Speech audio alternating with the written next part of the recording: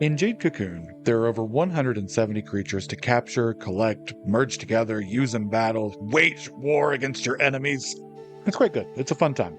Unfortunately, we're not going to really be using any of that. I set out on this journey with one question. Well, it became one question. Initially, it was, hey, can we do it with one minion? And then I was like, nah. You know what's better than one minion? No minion. So, yeah, that's what this whole thing's about.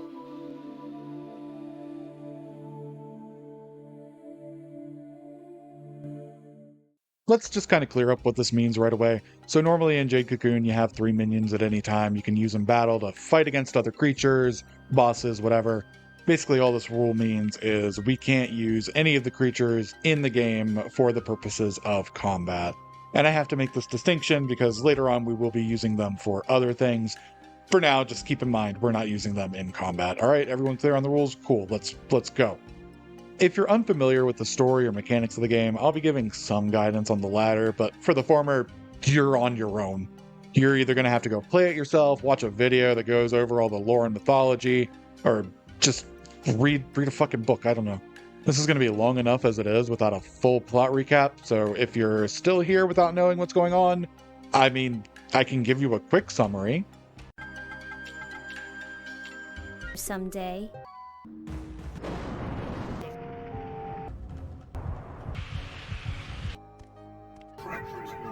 Dress like you've become a... Beaten already!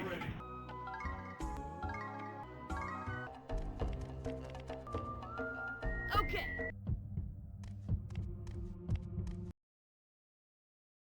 Before we can really begin our adventure, though, we're going to need some supplies. Gurai gave us a few things to start off, but 3 mugwort herbs and a valerian powder simply will not do. If we want to stand a chance, we're going to need so much more. And sure, we could just go by the shop to pick up a few things, but why spend money when there's a kindly old gentleman right here to help us out? Everyone say hi to Chorus. Chorus is basically the tutorial for the game. He teaches you all about fighting things, capturing, merging, all that good stuff that we'll be doing one of them. And you know what? It has been a few years since I've played the game, so it wouldn't hurt to get a recap of how the combat works. We select that option, we're given a mugwort herb, and are thrown into deadly combat against this little creature here. During the fight, Chorus guides us on what we're supposed to do. You know, he takes us through the standard options, you know, like attack, defend, use an item. But if we disobey, because, you know, I just feel so threatened by this creature, then he scolds us and the encounter's over. But we do get the option to try again, and every time we do, he gives us another mugwort herb. We do this for, you know, a couple 17 times, and we're maxed out on all the mugwort herbs we can hold for now. Anyway, after that, he invites us to his cabin deep in the woods and sends us on our merry little way. The Beetle Forest plays out exactly how you generally start a playthrough of the game. Normally, you'd fight a few creatures, capture some, take them back home to purify, and then maybe smush them together and use them in battle later. But with our handy stash of mugworts and our trusty knife here, we're just going to kind of brute force our way through the whole thing. Partway through, we do encounter our first Louis. It's Louis. After brutally stabbing him into submission, he runs off and we enter his hut to find the Aquazor. And now is probably as good a time as any to explain some of the mechanics of the game. During some of the fights you've been seeing, you may have noticed these symbols here. Each one represents an element: W for water, F for fire, A for air, and E for earth. Combat in Jade Cocoon is basically a rock, paper, scissors format, where each element is strong against one, but weak to another. To find out what's strong or weak against what, just pick a point in the 2x2 grid and follow it clockwise. Fire is strong against air is strong against earth is strong against water, and water is strong against fire. The Aquazor we just picked up is a water-based weapon, giving us a little bit more of an advantage whenever we go up against something that's fire-based in the future, so we'll definitely be holding on to it. Now, while the Aquazor does give us that little advantage, it also does 2 other things.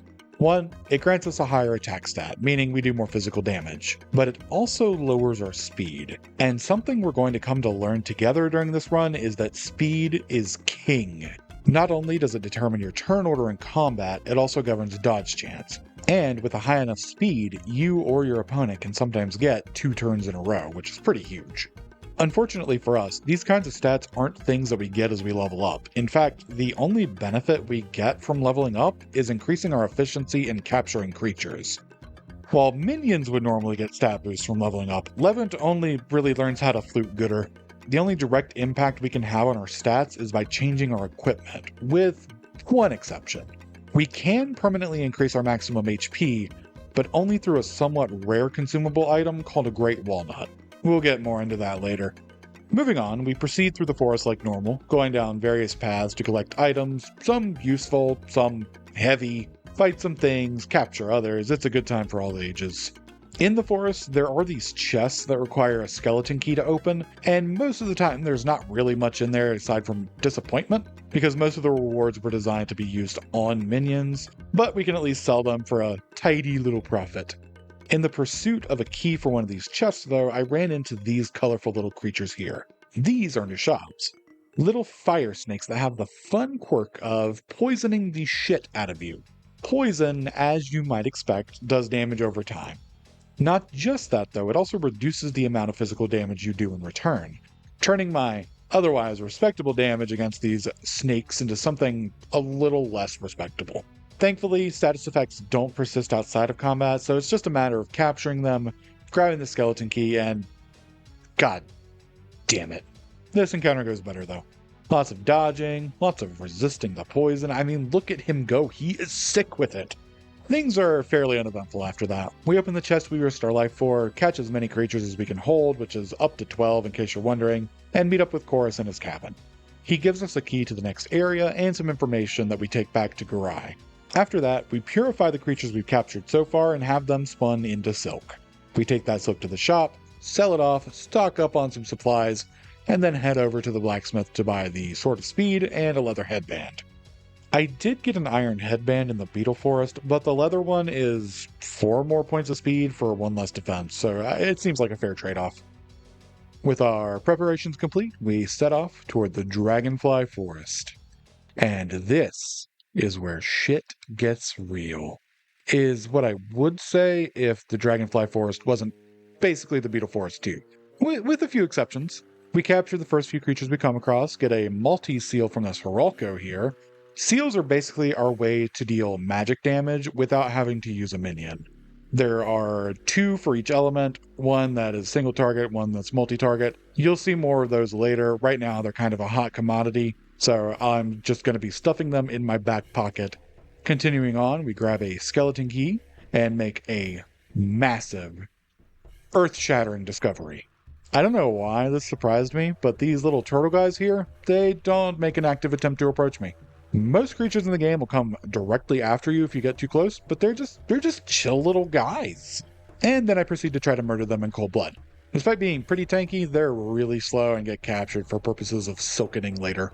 We open this chest here with a skeleton key we picked up earlier, get a couple of useless items and a very not useless item, and I'm not going to try to pronounce it because I don't think I physically can, but just know it's basically a fully healing and status recovery item for when we're feeling, particularly dying later. We capture some birds, traverse an artistic depiction of my life, grab another key, orb, avoid the stink bug, find the teleporter we don't have the item to use, try to learn the secret of killing, have it taken from us by a big birdman, and then make our way back up and outside. It's back outside where we run across this guy here. This is a poacher. He doesn't seem to really be hurting anyone though, so I could just leave him alone, but yeah, I guess I should have minded my own business. That's on me. Poachers are basically mini-bosses. There are 3 in the game, each with their own minion, and normally aren't really much to write home about, but as you can see, I got mailed home with the letter that I wrote. Thankfully for us, dying doesn't really have any consequences. You don't game over or anything. The earring you're given at the beginning of the game triggers and teleports you back to the barrier gate with 1 health. You lose progress toward your next capture level and have to do the walk of shame back to wherever you died, but that's about it. The silver lining here is that now I know the poacher uses a fire-based minion. So I equip the Aquazor, fight him again, and things go, well, I do survive, so I guess, yeah, it's better. Goat here hits like a truck, but it's nothing we're not used to at this point. After the minion goes down, we make the poacher horizontal as well, and get a few items for our trouble. The first item we get is a tablet, which would be totally cool if I knew how to read. The second is a great walnut, which, as mentioned before, can increase our maximum HP. And the last item we get is the key we need to finish the area or whatever. After that scuffle, we make a quick pit stop back home to purify our fireflies, turn them into silk, restock, and head back for the last leg of our journey. After an intense game of Ring Around the Rosie, we meet the Birdman, the Bird Myth, the Bird Legend. Everyone give it up for Kiki-Nok. In exchange for the information that we want, we're going to have to fight him, and the fight is fine. He hits kinda hard, and we hit kind of not hard, so it's really just a war of attrition, burning through my healing supplies until he eventually gets winded and falls over. He tells us about the calabash herb we're looking for that is definitely, probably, maybe in the forest next door, gives us the key to get in, and takes off, never to be seen again. Before departing, Kiki-Nok does give us one more item, an ocarina. With this ocarina, we can go back to the place where we fought him and use it to fight him again. And again, and again, and again. Each time you defeat him, you get a little bit more lore on the character, which is neat and all, but I'm after those nuts. These nuts, the Great Walnuts. Kiki-Nok is the only reliable way of farming Great Walnuts in the entire game, having a 64% chance to drop one each time you defeat him, compared to a roughly 5% chance from various other creatures. And since we can fight him an unlimited number of times, then we essentially have an unlimited supply of Great Walnuts. Well, sort of. Not to get too far ahead of myself, but there is a war crime that we're about to commit, and once we do that, Kiki-Nok isn't going to want to talk to us anymore. For now, though, we return home with the calabash powder and information he gave us before moving on to the spider forest. I'm sorry, does that say 105? So, yeah, shit may or may not, as the kids say, be getting real. For real this time. The spider forest is a major step up in terms of enemy health and damage. The first encounter here drains me of several healing items and a little bit of my will to live. But we capture the goofy little green dragon guy, try and fail to capture another goofy little green dragon guy a few times, finally capture it, capture a couple of other dudes, and meet the second poacher of the game. Last time we were in town, I picked up this handy-dandy, brand-new, shiny iron sword because the damage output was supposed to be pretty good compared to the sort of speed I was using. But, it's kind of the exact opposite. It's a footy, bad, old, dull piece of shit. I mean, it's great in theory, right? You know, hit things harder, they die quicker, I walk away with more healing supplies in my pocket. Everybody wins. Well, you know, I wins. They're dead. But no. I get pummeled in this fight, and have to spend most of my time healing after missing and getting hit a couple more times in return. It takes all of my good healing supplies, but eventually the poacher goes down and we leave the spider forest. After turning more living beings into silk, we restock on supplies and go back to the blacksmith to demand a refund. He won't give it to us, but as a consolation he does let us buy Little Bird. This thing may unironically be one of the best weapons in the game for this entire run. We also get some new armor and take a trip back to the beetle forest. During our fights with the Nushabs earlier, they dropped an item called a Ring of Venom, which is a consumable item that lets us inflict poison on our enemies. While running from combat is always an option, it's not guaranteed, and with how many potentially useful drops creatures have, defeating or capturing them could prove more beneficial to us in the long run than just running away from them. Once I've had my fill of farming rings, I keep the straw hat on for my next big farming session. With the amount of damage we're taking and subsequently having to recover from, it's clear to me that 103 maximum health won't be nearly enough. I'm going to need more, and thankfully I know just the Birdman for the bird job. I can't tell you exactly how long I spent here farming Kiki-Nok, but it was long enough to go from 103 max HP to whatever you're seeing on screen now, while also stockpiling a stack of 18 for good measure. See, while Great Walnuts increase your maximum HP, they also do this nifty thing called healing you for all of your health in the process. So I settled into a routine of fighting Kiki-Nok, popping a Great Walnut if you dropped one to heal afterward, then going again. capturing creatures in between each farming session to replenish supplies. When all was said and done, 150 max HP, 18 great walnuts in the pocket, just in case we need them later on. Upon our grandiose return to the spider forest, that little green dragon creature that gave us a bit of trouble earlier is nothing. Past this, the spider forest is otherwise fairly uneventful.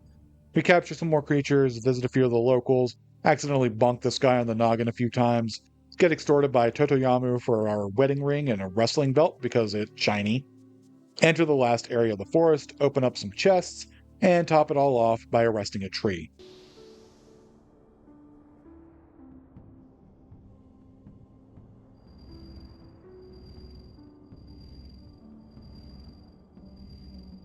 Which makes the locals really, really mad. Some plot stuff happens, which causes everyone in our village to be turned to stone, except for Gurai, who's now a ghost, and her wife, who's now a cocoon, and we're told to go into the Moth Forest to find the Nagi Palace. Look, if you're lost, that's understandable, actually. I've played this game since I was a kid, and I still can't tell you exactly what's going on. But hey, look, new armor! In a normal playthrough, the Moth Forest is kind of what I dread the most. Not for any negative reasons, just because once it's over, you can never come back to it or any of the other forests ever again. We already hit a point of no return upon imprisoning the Divine Tree, but the Moth Forest serves as a capstone to a tonally different portion of the game. In terms of this run, the Moth Forest isn't really any more difficult than anything else we've been through thus far. Honestly, the only encounter worth really mentioning is the one with the third and final poacher of the game. I was way more prepared for this one though. After thinking real good about how the first poacher used a fire minion and the second one used a wind minion, I assumed this one would probably use an earth minion. And yeah, he did. Little Bird, which is a wind elemented weapon, made pretty short work of it. In this case, the poacher himself actually ended up being more problematic than the minion this time, if only because he hits like a man with a giant axe. Once his spirit was thoroughly crushed, we get a key from him and move along. The rest is fairly typical at this point. Run around, fight creatures, capture some, murder others, grab keys, open chests, eat nuts, obtain more nuts, and before you know it, we arrive at the Temple of Kemuel. We gently hold up our cocoon wife, gain entry, and step inside, sealing us off from the rest of the world for the remainder of the playthrough. Following a really long exposition dump, Ni here opens up a link to the next area, and we also gain access to two new Nagi maidens. Ra, who does all the stuff Mabu used to, and Mu, who acts as our one-stop shop for supplies and equipment going forward. You remember those rings I grinded for and never actually used? She has those and some other status-inflicting rings in spades. Consumable magic seals that deal elemental damage to enemies and that I also neglected to actually use up to this point? Yep, she's got those too. Items that change the battlefield's elemental properties? Completely useless. But hey, they can't all be winners, right? I'm going to be making Mu a very rich woman indeed. After grabbing whatever I think we'll need for the next area, we step inside. This place looks familiar. Like a beetle forest, but if it was from another world. Like a negative world. You know the drill by now. Explore, capture, kill, chest, loot, level up, boss. Boss? The aptly named Fire Boss is the final encounter of this area, and is pretty much our first real boss with actual mechanics in the game. While Kikinok walloped us one good and the poacher sure did exist, they're nothing compared to what we're going to be dealing with in terms of bosses from here on out. Oh, wait, you thought this guy was the boss? No. Buddy, he's not even, he's just a little guy. This is the boss. Far more imposing, far more deadly, far more dead. Okay. I need to acknowledge something. I underestimated just how powerful and essential items were going to be for this challenge, and I debated with myself on going back and seeing what I could accomplish without them. But as I got deeper and deeper into the game, I realized it'd be just about impossible to do this run without them. But with them, I mean, is it even a challenge anymore? Going in, I thought this would be hard. I dreaded reaching this point in particular because I knew just how much damage this boss could do and about the statuses he could inflict. But through item spam, I got through it, and pretty easily. Would all the other bosses fall just the same? Not because of skill, but because of the power of my wallet? Was I a fraud? No. There has to be something here. There has to be a reason I was attracted to this idea in the first place. Why it seemed like a mountain to climb rather than a hill to casually ascend while stopping occasionally to catch my breath because I'm a little out of shape. And then it happened. This bitch can heal? Once you defeat the fire boss, you complete the Ordeal of Doubt, rewarding you with the fire jewel and access to the next area of the game. In my case, I also got this handy-dandy little piece of armor that could prove useful in the future. Anyway, the next area is where things start to become a little scarier. The first creature I encounter, this little saggy fella, hits about as hard as the previous boss did, but with higher speed, which means sometimes shit like this happens.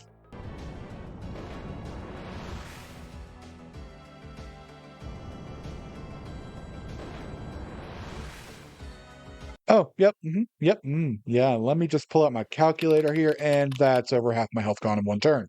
Cool, wonderful, fantastic. You are so being turned into silk. Then we got these guys here, these Magoos. 339 health apiece, inflict the flesh to stone status, generally make my life a living hell. Will not be fighting them ever again. God damn it. Thankfully, in the place where you originally encountered the poacher in the Dragonfly Forest, there's a weapon in the Netherworld variant called the Thunderbolt. Now, I know what you may be thinking. Thunderbolt, that sounds like it'd be a wind-based weapon. And you would be wrong, you stupid. It's a non-elemental weapon that can inflict the sleep status for some reason. It is actually fairly useful. The status procs pretty often, and when a creature is asleep, it can't act until it either wakes up on its own, or it's attacked and it's woken up that way. The Magoos are still bastards to deal with, though. To make a long story short, everything here in one way or another kicks my ass up the block, back down the block, and then the other way again for good measure. So much so that I abandoned all pretense of feeling guilty about abusing items and spammed them to my heart's content. An unfortunate side effect of this is that I use so many items and I'm only able to capture 7 creatures, meaning I won't be able to financially recover. But at this point, I'm at the boss and eager to take him down. I figure it'll go about the same as the fire boss, spam what items I have left, beat him down, return to the Nagi Palace with another ordeal completed, and one last leg of the journey to go on. Between the high damaging physical attacks, the moderately damaging magic attacks, the healing, the putting me to sleep, I don't stand a chance.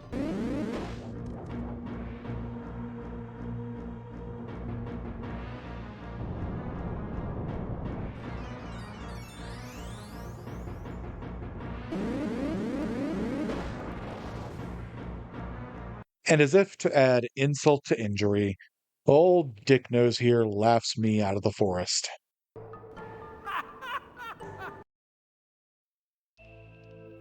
In life, sometimes defeat can teach you far more than victory ever could. And this was no different. Going in, I knew he could inflict sleep, but the healing thing was something I'd just kind of forgotten about. I also knew he had some hard-hitting magic, but the high-damaging special attacks was another thing that just sort of slipped my mind. In Jade Cocoon, you have 2 defense types, aptly named Defense and Magic Defense, which reduces the amount of damage you take from physical and magic attacks respectively. Special attacks are considered physical, while magic attacks are, well, magic. I went into this fight knowing about the magic and being geared for it, but I realized afterward that he didn't use those magic attacks nearly as often as I expected. Most of the time, he was smacking me for high physical damage while recovering pretty well from whatever I was doing to him. You may remember that drop I talked about from the previous boss earlier, this bloody garb. This thing provides a massive boost to physical defense while also increasing your magic attack. The trade-off is you get very little magic defense in return. But with how infrequently Cetarian was using magic, as long as I can survive one hit from it every now and again, then that should be more than enough. The increased magic attack it grants also means I'll be doing more damage than I was previously, relatively speaking anyway. With all this in mind, I resupplied, spending just about all of my money in the process, and returned to the Wind Boss. During the first turn of these boss fights, you're usually faced with the boss itself before it brings out its minion. You can use this time to bring out your own minion if you hadn't left them in your other pants, or use an item, or just attack it if you want. I decide to set up this item called a Mirror of Diva. Basically, the mirror prevents the first few times you would be inflicted with a status if you're hit with one, so it's pretty useful for this fight. So now that the sleep status won't be a problem for a little while, Cetarian comes out and immediately just disregards my preparation by throwing out a magic attack. That does 117 damage and leaves me at 57. But you know what I said earlier, as long as we can survive one, we're fine. I can heal back to full health, and magic can't crit, so it'll always just do that 117 damage. As long as I stay above that, we won't be getting one shot anytime soon. I go ahead and push my luck to see where my physical damage is, and it's, oh, yeah, it sure does exist. And not much else. So I heal up, get an extra turn, and start throwing out Agni Seals for fire damage. Things continue like this for a while until I have a really close call. Not knowing that my Mirror of Divas effect ran out, Cetarian puts me to sleep, leaving me with 99 HP, and after failing to wake up, he heals, then hits me with a special attack when I fail to wake up again, leaving me in the red. I heal back up to full and thankfully resist his next attempt at putting me back to sleep, pop another mirror, and go back on the offensive. We take turns laying the smackdown on each other, healing up whenever I need to, and eventually, Cetarian goes down. What up, dick nose? After that, it's just a matter of occasionally healing while whittling down the boss, and before long, he collapses. And with that, the ordeal of jealousy is completed, leaving us with one final area to go through. Yeah, about that. Remember a time not so long ago when we ventured from the Dragonfly Forest to the Spider Forest and were immediately put into our place? I want to go home. Of course, the caveat now is that we're locked here. We either conquer this place or we don't. So let's fucking do it, I guess. Everything here is just so mean. Whether it's hitting hard, ganging up on me, or just deciding I'm not allowed to capture them, the creatures here are mostly best left alone if they can be avoided. But unfortunately for me, that bout with Cetarian left me drained of just about all of my resources. So we will be taking on some fights to capture creatures for purposes of turning them into silk and recovering some of our losses. Along the way, we'll also be visiting the rooms of the Yamu tribe members just to check out... Oh, beans. So soon? But I'm not ready. I'm not prepared. I'm not... So in each of the rooms where you originally encounter the various members of the Yamu tribe, the Earth Boss is just kind of hanging out, waiting for you to come along so he can give you a little bit of a scare before your actual showdown later. Thankfully, the first few times we encounter him, he doesn't actually use his minion, just his freakishly long arms that he uses to try to bludgeon us to death with. Frankly, he's not worth the resource investment to fight. Oh, and each time you beat him, he just kind of refuses to hand over the Earth Jewel. Give me the jewel! Yeah.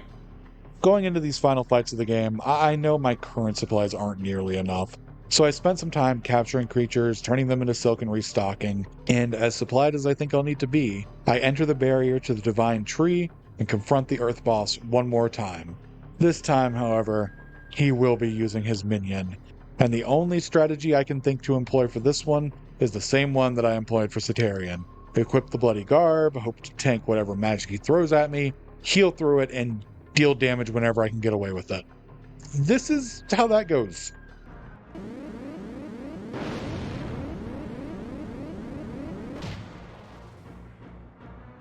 Okay, I mean, I was only at 127 HP. Surely it doesn't do much more than that. Yep, you can go fuck yourself, sir. Mind you, this was after popping the rest of my Great Walnuts. Without extreme luck, there'd be no way for me to get through Delphinel. So let's take luck out of the equation.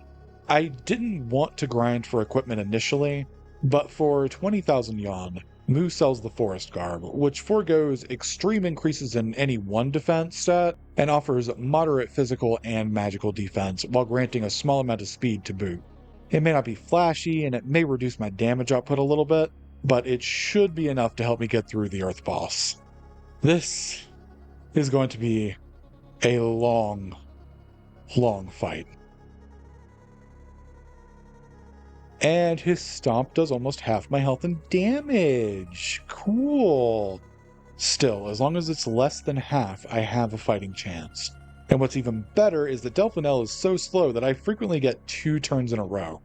But then it comes, the magic attack. I could feel my blood pressure rising as he charged it up, and I was prepared to reload my save and try again, but 55 damage. It only did 55 damage. This wasn't just possible anymore, it was probable. Not just that. The only threatening attack he uses has a wind-up.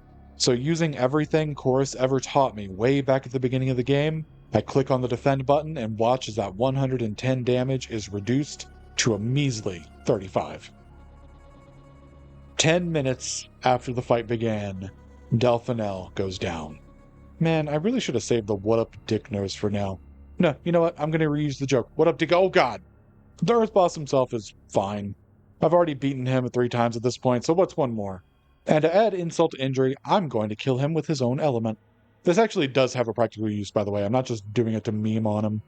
I haven't mentioned it until now because it hasn't really been all that relevant, but each of the elemental bosses lock their arenas to their respective elemental property, which makes attacks using those elements stronger while weakening the element they'd normally be weak to. It's why I experimented with using Earth Magic on Delphinel, and why it does so much damage against the Earth Boss himself. And oh look, he's dead. With that ordeal finished, we finally have all 4 jewels and can go home. Why do I hear boss music?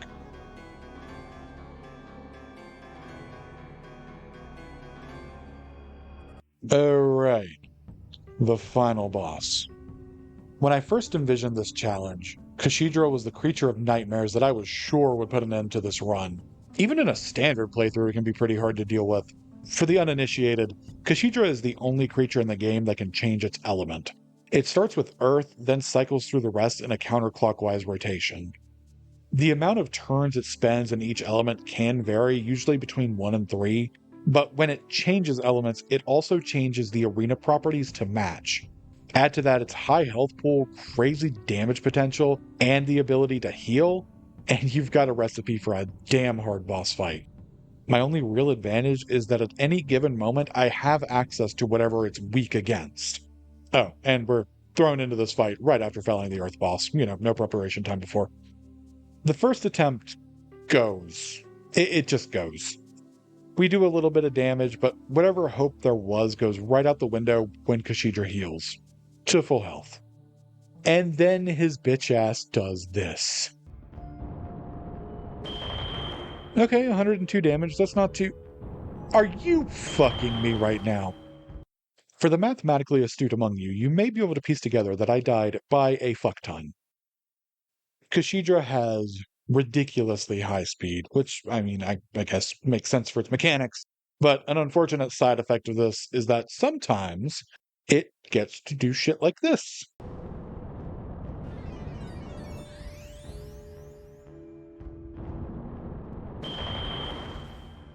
So, how do we overcome this? There is one more group of items that I've neglected for this entire playthrough. I mentioned them earlier when we were first introduced to Mu, these blessings here that change the elemental properties of the arena that you're fighting in. For the most part, I've just kind of ignored them because I didn't see a benefit in using them against normal creatures, and when you're fighting the elemental bosses, their arenas are locked anyway and you can't change the property. But when you're going against Kashidra, you actually can utilize them. Whenever Kashidra changes the arena's elemental properties, they're not locked. You can also change the elemental properties if you want. But what does this really do for us in this scenario? Well, I'm glad I asked on your behalf, because you weren't fucking going to. When you change the arena's elemental properties to one that would be strong against Kashidra's current element, It forces Kashidra to change to the element that will be strong against the one you just changed it to, and then it changes the elemental properties appropriately. Then it continues in its normal counterclockwise elemental rotation. So that means when Kashidra is in its fire phase, we can change the arena to water, forcing Kashidra to skip its water phase and change to earth instead.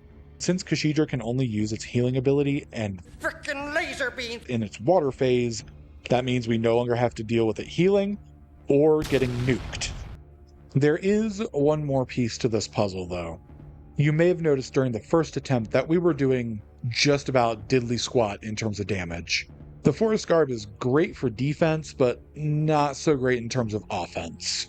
With how much damage Kashidra's magic deals, the Bloody Garb was completely out of the question. As prepared as I could possibly be without having to do some serious grinding, I went back to the Divine Tree once more.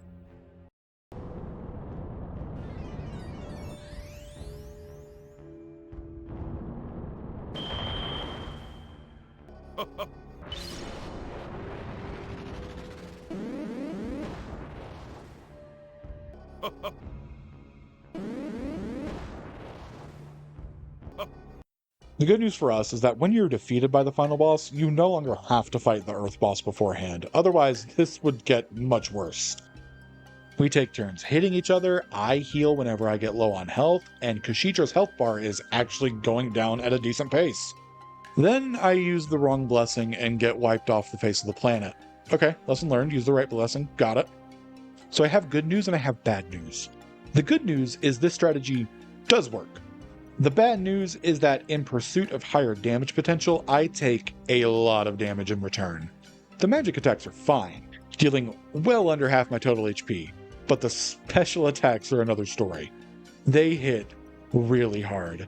It becomes clear to me that I'll have to be very careful with my health in this fight. At this point, anything below 110 is the danger zone. With that in mind, we make one more attempt. It's a long fight, healing whenever I drop into the danger zone, dealing damage whenever I'm out of it, and hoping beyond hope that my limited supply of blessings will be enough to carry me through. Believe it or not, I did not expect this to be a strategy, so I didn't actually stock up on these things like I should have before going in. There are definitely a few ass-clenching moments, but after a long fight and the use of all of my various blessings, Kashidra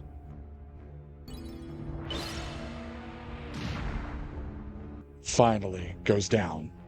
And I did not realize how lucky I was right here when the Chosen One hit me.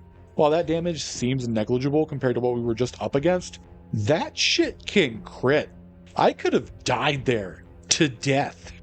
Then I almost did it again because I wanted to use a not full heal for some reason. Thankfully, I'm never punished for my hubris. Then, not long after his minion fell,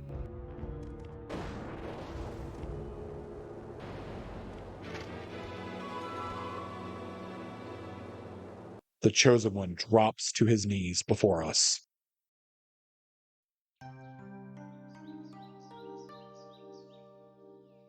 This was a roller coaster of a playthrough. There were times where I thought it was too easy, times where I thought it was too hard, times where I thought it would damn well be impossible, and plenty of times in between where I got to use items and strategies I never really thought to use before.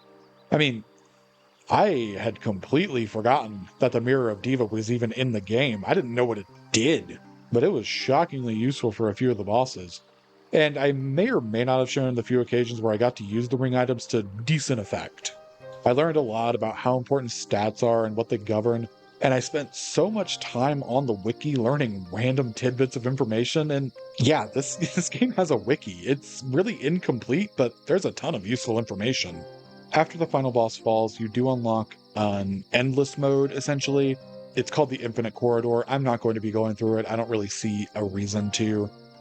But yeah, I got to answer a question that I just kind of spur of the moment had. Can you beat Jade Cocoon without using minions? Yeah, you can.